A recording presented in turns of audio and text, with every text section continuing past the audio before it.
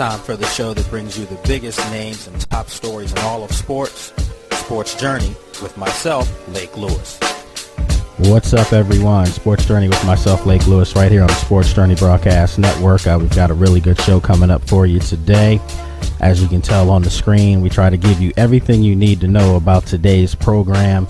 Right underneath there, you'll see that coming up in a few minutes, we're going to have Chris Thompson from the Washington Redskins, young running back. He'll be joining us on today's show. And also, a little bit later on, we're going to have Lloyd Vance come on with us. Lloyd does a great job breaking down the NFL, contributor for the NFL Network. He'll be on the program as well. And then a little bit later on today at 5 o'clock, we're going to bring in former NFL player, 16-year veteran Philip Daniels. We'll have him come on. We're going to pick his brains on a couple topics, and we're going to also talk about his new company where he, is helping some folks like myself, people who want to get in shape. If you're looking for a great supplement out there, Destroyer, Philip Daniels has that. We're talking about that as well. New venture for him, transition from the field to the front office, and I think that sometimes it's good to have those kind of stories where we can talk about that. So lots of stuff going on. As always, sitting here with me, running the board, doing a great job, Mike Meadows. What's going on, Mike? Hey, how you doing, Lake? Hanging in there. Busy weekend. How was your Thanksgiving, by the way? It was good. It was filling. I'm still recovering from Thanksgiving, Yeah. so hopefully you had a great one out there. If you're just joining us this week, welcome aboard.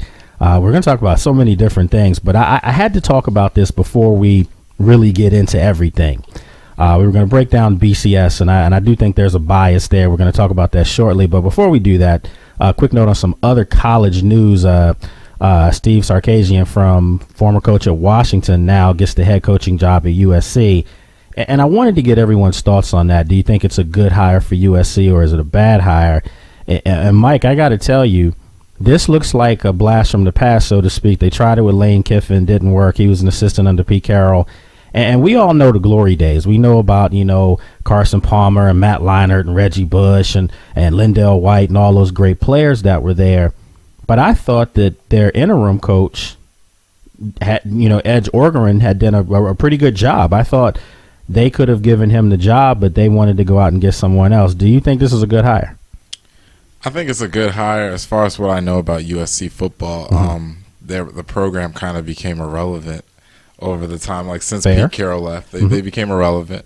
So I think bringing in their he was old coordinator under Carroll from Washington. I think it's a good hire, and they're already talking about I think 3 or 4 5-star recruits just by bringing him in are now contemplating going to USC. Yeah, I mean, Pat Hayden really couldn't miss this one. He had to nail this one because the Lane Kiffin hire was a disaster. And, this was a guy, not to beat Lane Kiffin down. I'm sure he doesn't need any more people piling on. But it didn't work out for him as the Oakland Raiders coach in the NFL. Al Davis ran him out of town. Didn't work for him at Tennessee. And that's by his own choosing, because the people in Tennessee had embraced him, and they felt like he jilted them at the altar to go back to USC. So we're going to find out if this works or not. A little bit later on in the week, I'm going to bring in Jeff Little. He's out there in Los Angeles, California, so of course he'll have a better pulse on the story. But there's grumblings that there's some people out there that aren't happy with the hire, and some of them are the players who really felt like the interim coach had turned the corner with them, and they played for him. You saw in their play going 6-2 down the stretch. Obviously, they lost a tough game, inner city battle as far as UCLA lose at home in the Rose Bowl. I'm sorry, in the Coliseum. So that was a tough loss. But I just wanted to get everyone's thoughts on that, because I'm not so sure if it's the slam dunk hire that everyone thinks it is. That's not saying anything about the coach. I just think that sometimes you don't have to make a splash in order to win games. And maybe on a little bit later on, we might be talking about that situation right here in D.C. If they do make a coaching change, do they have to go out and make a splash, or is there somebody maybe in the building already, or is there some young assistant coach out there that may wants to get an opportunity? So, BCS bias. I clearly think that there is a BCS bias, and I think the bias is the storyline should say SEC BCS bias. We all understand that the SEC is the most dominant conference in college football. That clearly, there's really not even a close second. We understand that. But I think this year, I'm reading a lot of stuff about how bad Ohio State is. how bad Florida State is in their conference. Listen, if you tell a kid that goes undefeated, I don't care what conference they're in, if you tell them that they went undefeated and it means nothing, that's a slap in the face to their work, to their hard work. And those guys have bought into their systems. In the case of Ohio State, I think you can't say that to them, especially when they ran the table last year, too. Those kids have not lost in 2 years. Urban Meyer hasn't lost a game since he's been the head coach at Ohio State. And last time I looked, that is the Big Ten. That's my conference. I understand it's been a down year, but a down year in the Big Ten is not a down year in the Atlantic 10 or something like that. We're talking about still some of the big boys of college football. If you're a high school football player and you're getting recruited by a Big Ten school, you're not going to feel like, well, maybe I'm not that good. That's big-time college football. And there's still a game to be played in Indianapolis, Lucas Oil Field this weekend. I'm not saying Ohio State escapes Michigan State. That's going to be a very compelling football game. Michigan State, one of the best defenses, if not number one in the country. You're going to see Ohio State, who can score at will on teams. Now we're going to see how they play when they're playing, quote-unquote, an NFL caliber defense. And I say that because they run a pro-style defense. They're going to come at you with 4-3s. They're going to blitz you. They're going to come off the edges. This is going to be interesting to see how Braxton Miller, in my opinion, plays into this. But still, to say that Ohio State, undefeated in the Big Ten, is not deserving of a chance to play for a national title, I just find that to be lunacy. And you're talking about a person that does not like Ohio State. Make sure you understand that. I'm a Penn State guy. We're not supposed to walk hand in hand with them. But when you're talking about a conference, I just think that sometimes people get so enamored with the SEC. And make no mistake about it. The Auburn game, the Alabama-Auburn game, greatest game I've ever seen in my life. And I've seen a lot of football. But I'm talking about as far as twists, plots, storylines, it can't possibly get any better than that.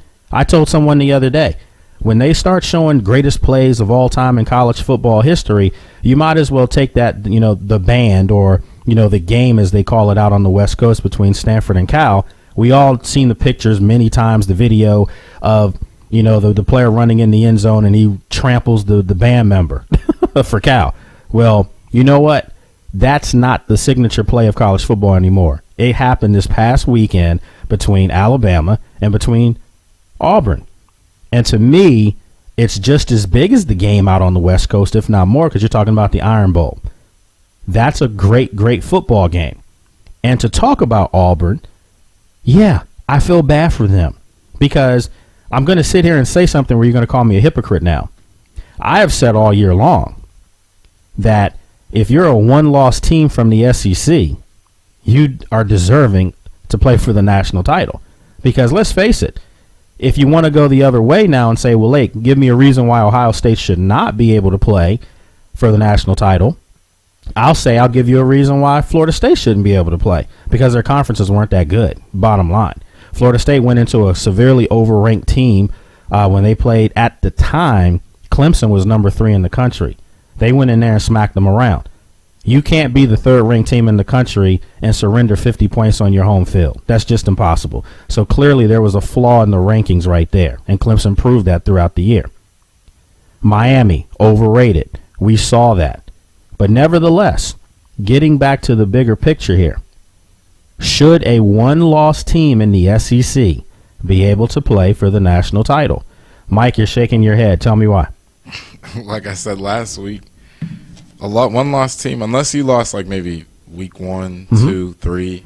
I mean, if you're a perennial elite team, I think if you have no losses, that means that you're the better team. Yeah, granted, some teams might have easier schedules, but I mean, you don't pick your schedule.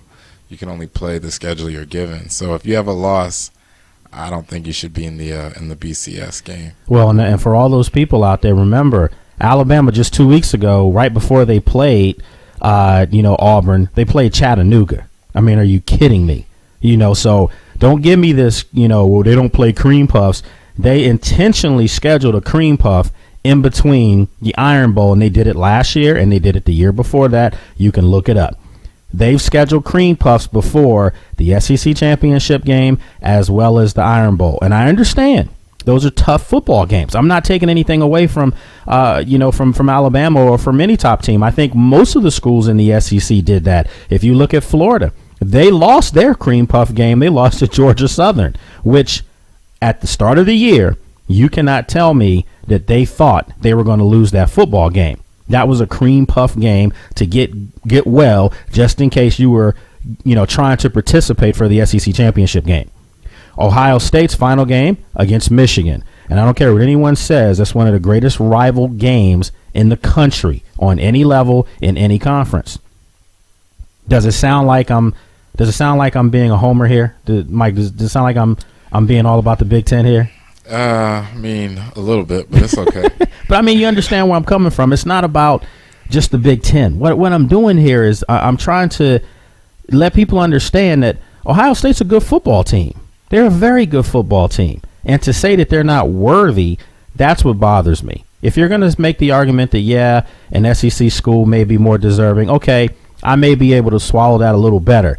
But to just flat out tell me to my face that it's because Ohio State's no good, I'm not accepting that. I think you can do a lot better making an argument. Florida State, a little bit, in a few minutes, we're actually going to bring in one of their guys, and actually we're over a little bit, so we'll get him on the horn here shortly. But we're going to bring in Chris Thompson, running back from the Washington Redskins, punt return specialist, was injured. Really good person. I'm excited to have him on the show. We'll take a break, and when he comes on with us, clearly he's a Florida State alum. He's one of the great backs of all time there. We'll get his take on the BCS. Is there a bias? And, of course, he's sitting pretty right now because he's going to think his school's in it regardless. There's no way they're going to lose to Duke. So we'll take a quick break. When we come on, we'll have Chris Thompson joining us right here, Sports Journey, with myself, Lake Lewis.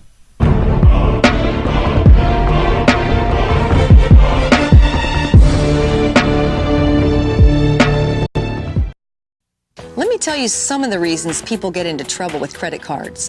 A job loss or salary cut, an unexpected expense, a divorce, a business loss, or even helping a family member or friend in need. At Consolidated Credit, we understand that debt problems are not about overspending. It's about emergencies and unexpected situations. Consolidated Credit has helped over 5 million people, just like you. The options for getting out of debt have never been better. We can reduce your interest rates, cut your monthly payments, and help you get out of debt fast. The time to call Consolidated Credit is now. There are a lot of ways to get into trouble with debt. There's only one trusted way to get out: Consolidated Credit. When debt is the problem, we're the solution. Call Consolidated Credit now. Call toll-free 1-800-426-6016. That's 1-800-426-6016. Call now. Medical emergencies. This is Life Alert. Are you okay?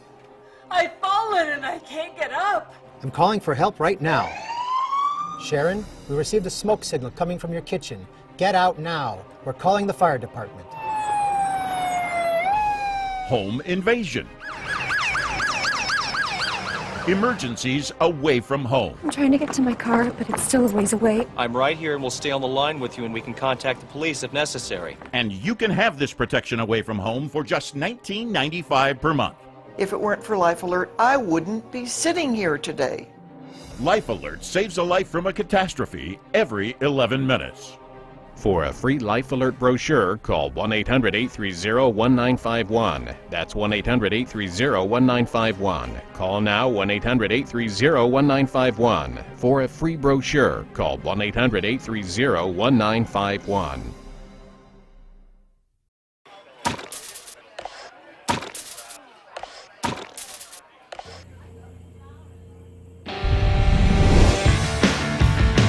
Welcome to Hooters. Right this way.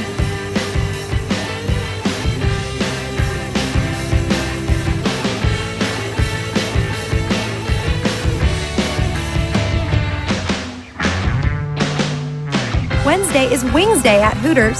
Get 10 boneless wings and fries for just $6.99. Are you behind on your mortgage payments? Are you worried about home foreclosure? Does it seem like the bank has no interest in helping you save your home and there is nowhere to turn? Then the Homeowners Relief Line could be your answer. Homeowners Relief Line can help save your home. We specialize in foreclosure assistance, and that's all we do. If you're behind on your mortgage payments, being threatened with foreclosure, have been denied a loan modification, or been the victim of a predatory loan, it's critical that you call Homeowners Relief Line now. Homeowners Relief Line has a network of attorneys, and our agents are available to speak to you right away. Remember, if you are behind on your mortgage payments, Homeowners Relief Line can help stop the foreclosure process. Call today before it is too late. New laws are in effect that may save your home. So call Homeowners Relief Line now. Call 800-749-8070. That's 800-749-8070. NCAA women's basketball. All day, every day, our game. Filling it up, knocking them down, and bringing it home. It's basketball at its purest. For family fun and great entertainment, there's nothing like it. NCAA women's basketball. All day, every day, our game.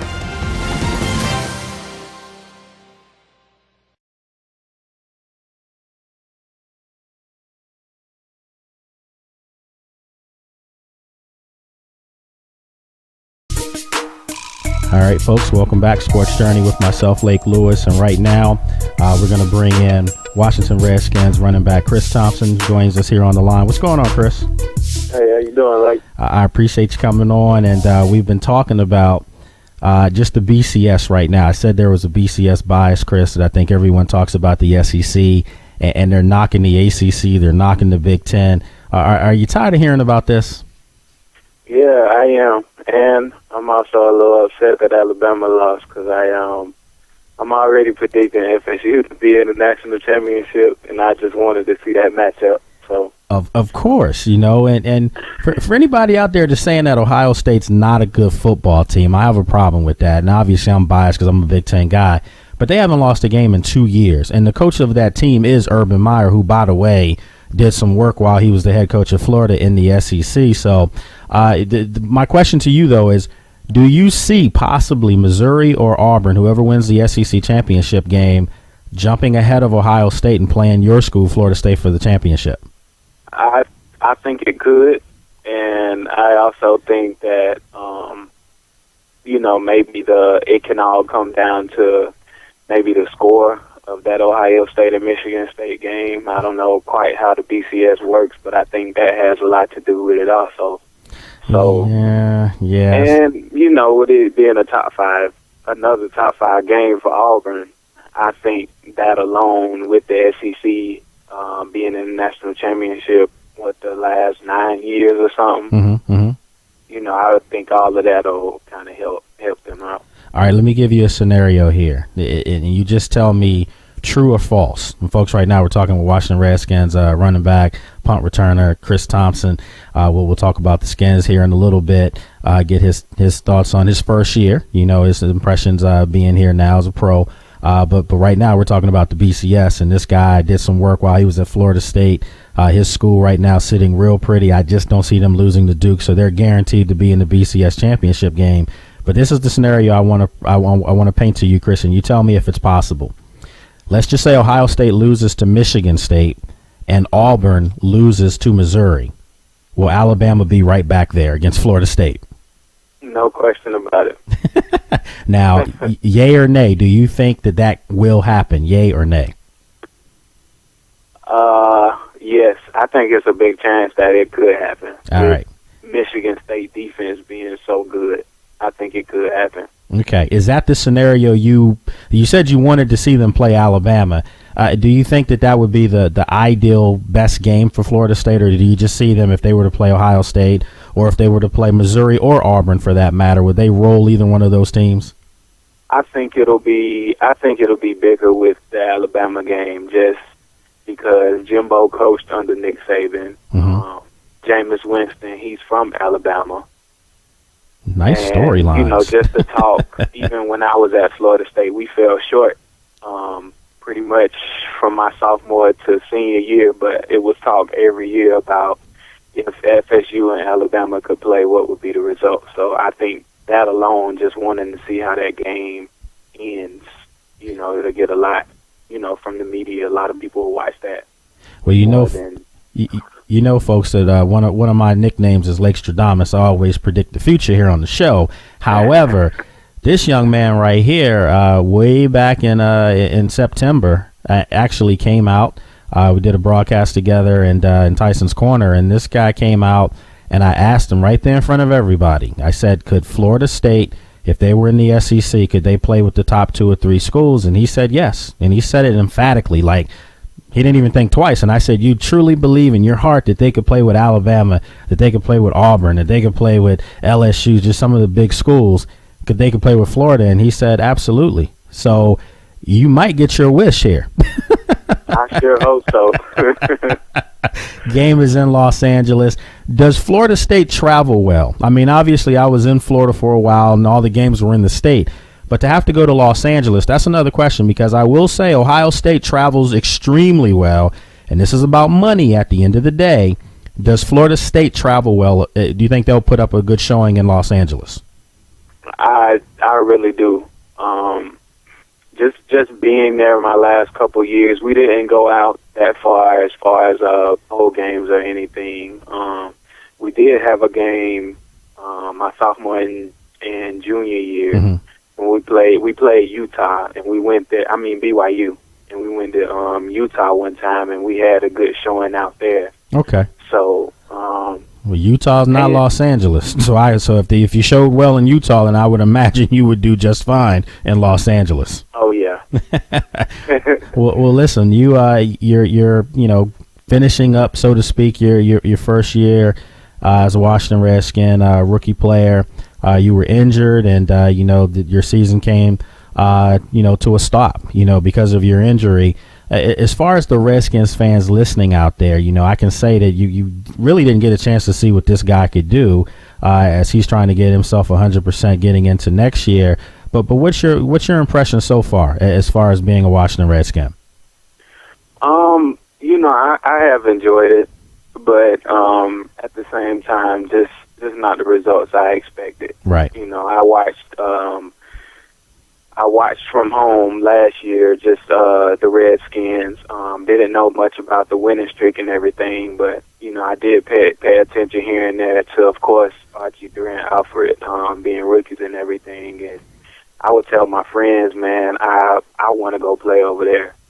And just so happened, ended up coming here and not being quite healthy yet. And I actually thought I was ready to go and play even after the ACL surgery and everything, but I'm really not.